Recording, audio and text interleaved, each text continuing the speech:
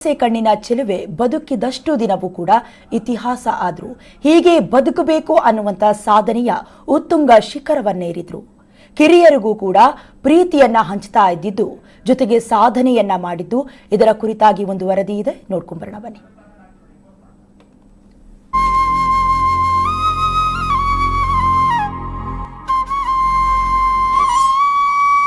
Star ಹೀರೋಗಳ super star heroine ಚಂದನವನದ ಶಾರದೆಯ ವೀಣೆ ಶಬ್ದ ಹೊರಡಿಸುವುದನ್ನ ನಿಲ್ಲಿಸಿದೆ. ಬಟ್ಟಲು ಗಣ್ಣಿನ ನಾಯಕಿ ತನ್ನ ಬಣ್ಣ ಕಳಚಿದ್ದಾರೆ.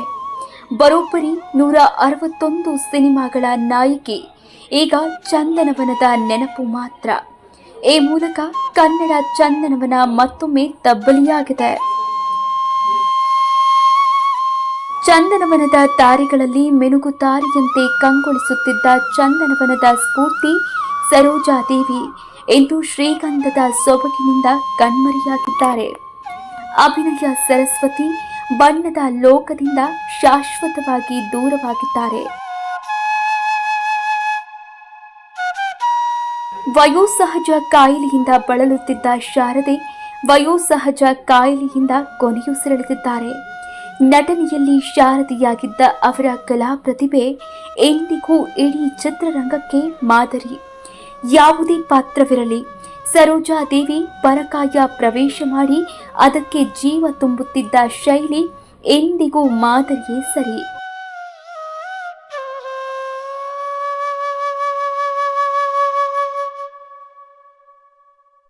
ಯಾವಾಗಲೂ ನಾನು ನೋಡುವಾಗೆಲ್ಲ ತುಂಬ ಮಾತಾಡ್ತಾರೆ, ಆಮೇಲೆ ತಪ್ಕೊಂಡು ಆಮೇಲೆ ತುಂಬ ಖುಷಿ ಪಡ್ತಾರೆ. ಅವ್ರು ಫಸ್ಟ್ ಅವ್ರು ಹೇಳಿದ್ರು, ನೀನು ದೊಡ್ತಿ ಆಗಿದೆಯಾ, ಸೊ ತುಂಬ ನಮ್ಮ ಗೌಡನ ಮದುವೆ ಆಗಿದೆಯಾ ಅಂತ ತುಂಬ ಅವರು ಹೇಳ್ತಾಯಿದ್ರು.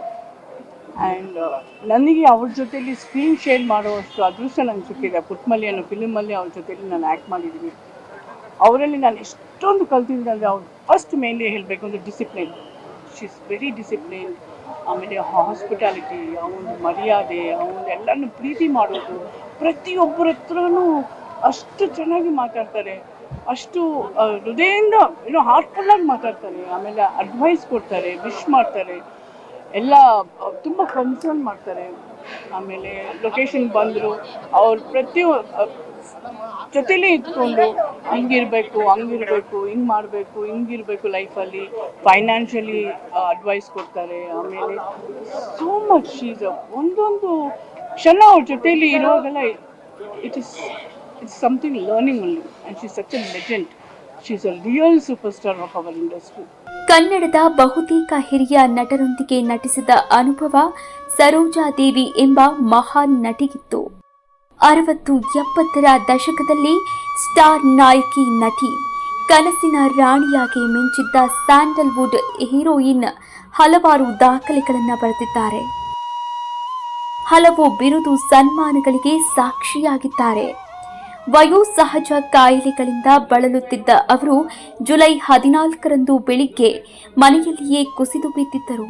ನಂತರ ಅವರನ್ನ ಆಸ್ಪತ್ರೆಗೆ ದಾಖಲು ಮಾಡಲಾಯಿತಾದರೂ ಅಷ್ಟರಲ್ಲಾಗಲೇ ಅವರು ಕೊನೆಯುಸಿರೆಳೆದಿದ್ದರು.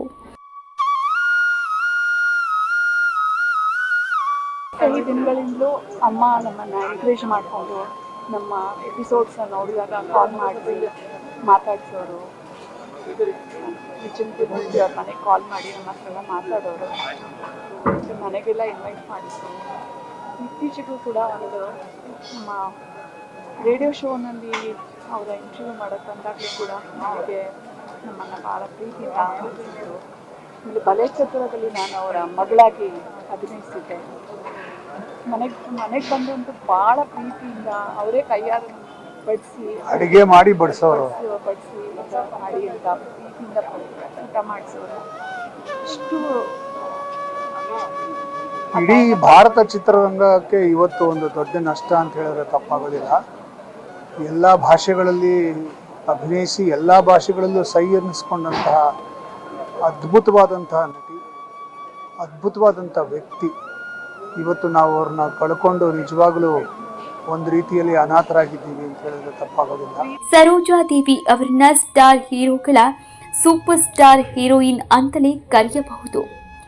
ಭಾರತದ ಸ್ಟಾರ್ ಹೀರೋಗಳಾದ doctor Rajkumar, MG Ramachandran, Shivaji Ganesan, Gemini Ganesan, Akkineni Nageswara Rao, NT. Ramarao, ಹಿಂದಿಯ ದಿಲೀಪ್ ಕುಮಾರ್, ರಾಜೇಂದ್ರ ಕುಮಾರ್, ಶಮ್ಮಿ ಕಪೂರ್, ಸುನಿಲ್ ದತ್ ಸೇರಿದಂತೆ ಹಲವಾರು ನಟರೊಂದಿಗೆ ತೆರೆ ಹಂಚಿಕೊಂಡಿದ್ರು.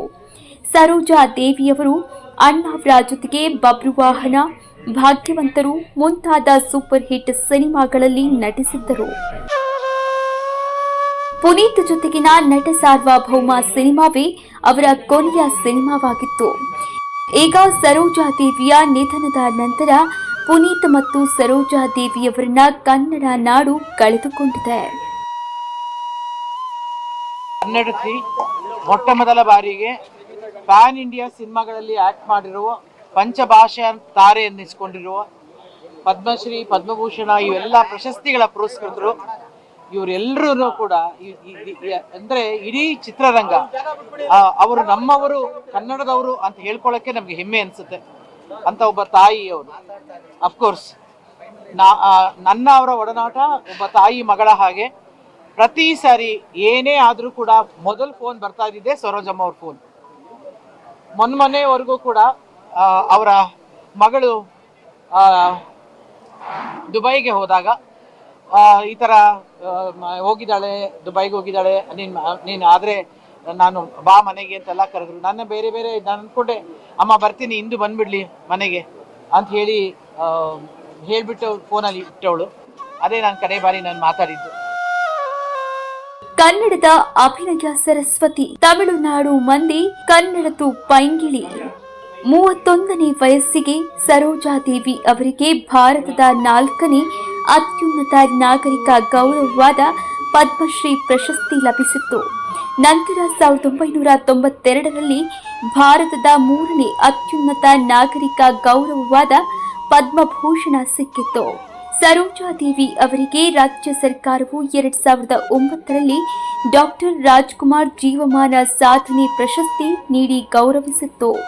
ಜೀವಮಾನ ಸಾಧನೆಗಾಗಿ ತಮಿಳುನಾಡು ಸರ್ಕಾರದಿಂದ ನೀಡುವ ಕಲೈಮಾಮಣಿ ಪ್ರಶಸ್ತಿಯನ್ನ 2009ರಲ್ಲಿ ಬಿ ಸರೋಜಾದೇವಿ ಅವರಿಗೆ ನೀಡಲಾಗಿತ್ತು. ಕನ್ನಡ ಚಿತ್ರರಂಗದ ಅನಭಿಷಿಕ್ತ ಸಾಮ್ರಾಜ್ಞಿ ಅಂತ ಹೇಳಿದ್ರೆ ತಪ್ಪಾಗೋದೇ ಇಲ್ಲ. ನನಗೆ ಬಹಳ ಪರ್ಸ್ನಲ್ ಆಗಿ ನಮ್ಮ ಶಾಲೆಗೆ ಬಂದಾಗ ಅಥವಾ 3-4 ಸತಿ ಅವ್ರನ್ನ ನಾನು ಸಂದರ್ಶನ ಮಾಡಿ ಎಲ್ಲ ಮಾತಾಡಿದಾಗ ತುಂಬ ಆಪ್ತವಾಗಿ ಎಷ್ಟೊಂದು ವಿಷಯಗಳನ್ನ ಹೇಳಿದ್ರು ನನಗೆ. ಕಲಾವಿದರ ಜೀವನ ಸ್ವಲ್ಪ ಕೆಲವೇ ವರ್ಷಗಳಷ್ಟೇ ಇರುತ್ತೆ. ಆವಾಗ ಒಂದು ಶಿಸ್ತುಬದ್ಧ ಜೀವನ ಆಗಲಿ ಅಥವಾ ಹಣಕಾಸಿನ ಒಂದು ವ್ಯವಸ್ಥೆ ಆಗಲಿ ಅದರಲ್ಲೆಲ್ಲ ಅವರು ನೋಡಿಕೊಂಡ್ರೆ ಮಾತ್ರ ಜೀವನ ಮುಂದುವರಿಯುತ್ತೆ ಅವ್ರಿಗೆ. ಈ ಥರದ್ದು ಎಷ್ಟೊಂದು ಪಾಯಿಂಟ್ಸ್ ಹೇಳಿದ್ರು. ಇವತ್ತು ಒಂದು ಲಾಸ್ ಅಂತಲೇ ಹೇಳಬೇಕು ಎಲ್ಲರಿಗೂ. 1988ರಲ್ಲಿ ಬಿ ಸರೋಜಾದೇವಿ ಅವರಿಗೆ ಕರ್ನಾಟಕ ಸರ್ಕಾರವು ರಾಜ್ಯೋತ್ಸವ ಪ್ರಶಸ್ತಿ ನೀಡಿ ಗೌರವಿಸಿತ್ತು. ಸರೋಜಾದೇವಿ ಅವರ ಸಾಧನೆಗೆ ಗೌರವವಾಗಿ ಅಭಿನಯ ಸರಸ್ವತಿ ಎಂದು ಕನ್ನಡಿಗರು ಕರೆದರೆ, ತಮಿಳುನಾಡು ಮಂದಿ ಕನ್ನಡತು ಪೈಂಗಿಳಿ ಅಂದ್ರೆ ಕನ್ನಡದ ಗಿಳಿ ಎಂದು ಕರೆಯುತ್ತಿದ್ದರು. ಬಿ ಸರೋಜಾದೇವಿ ಅವರಿಗೆ 2006ರಲ್ಲಿ ಬೆಂಗಳೂರು ವಿಶ್ವವಿದ್ಯಾಲಯವು ಗೌರವ ಡಾಕ್ಟರೇಟ್ ನೀಡಿ ಗೌರವಿಸಿತ್ತು. ಸಿನಿ ಜಗತ್ತಿನಲ್ಲಿ ಸರೋಜಾದೇವಿ ಅವರು ಮಾಡಿದ ಸಾಧನೆಗಾಗಿ 1994ರಲ್ಲಿ ಫಿಲ್ಮ್ ಫೇರ್ ಜೀವಮಾನ ಸಾಧನೆ ಪ್ರಶಸ್ತಿಯನ್ನ ನೀಡಿ ಗೌರವಿಸಿತ್ತು.